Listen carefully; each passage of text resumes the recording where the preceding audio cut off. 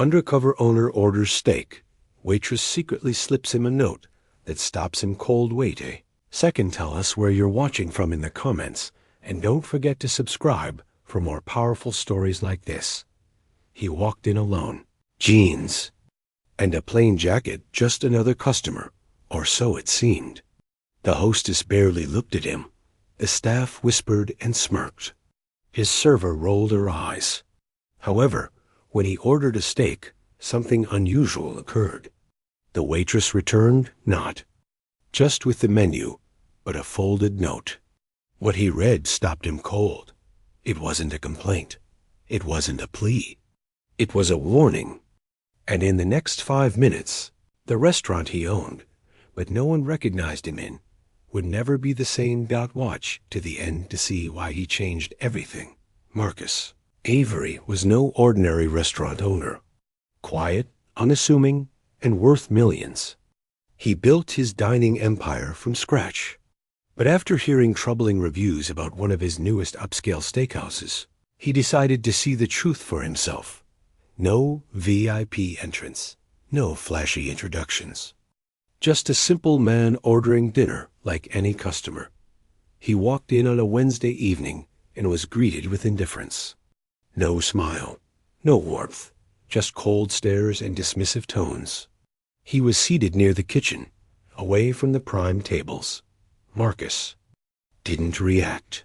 He observed his server, a young woman named Jenna, looked nervous, not from serving him, but for some other reason.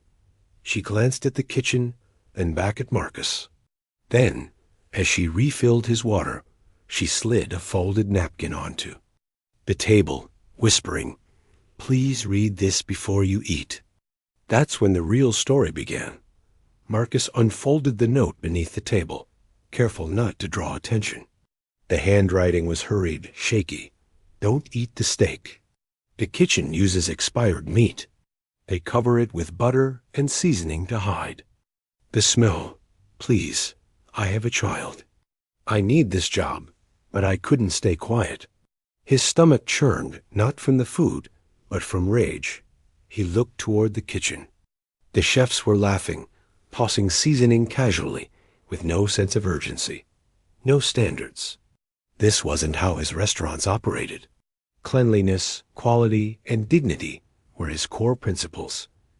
He set the note down, quietly pushed his steak aside, and watched. Jenna returned, her face pale. "Is something wrong with the food?" she whispered. He nodded slowly. "Yes, but not in the way you think." His voice was low, calm, and controlled, like the storm before the thunder. Without revealing his identity, Marcus requested to speak with the manager.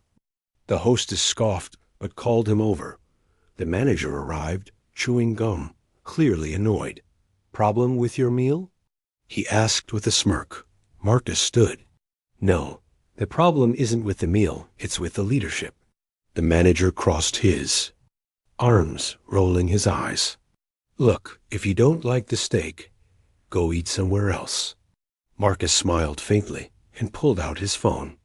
One tap, one call, one sentence. "It's worse than I thought." "Shut it down."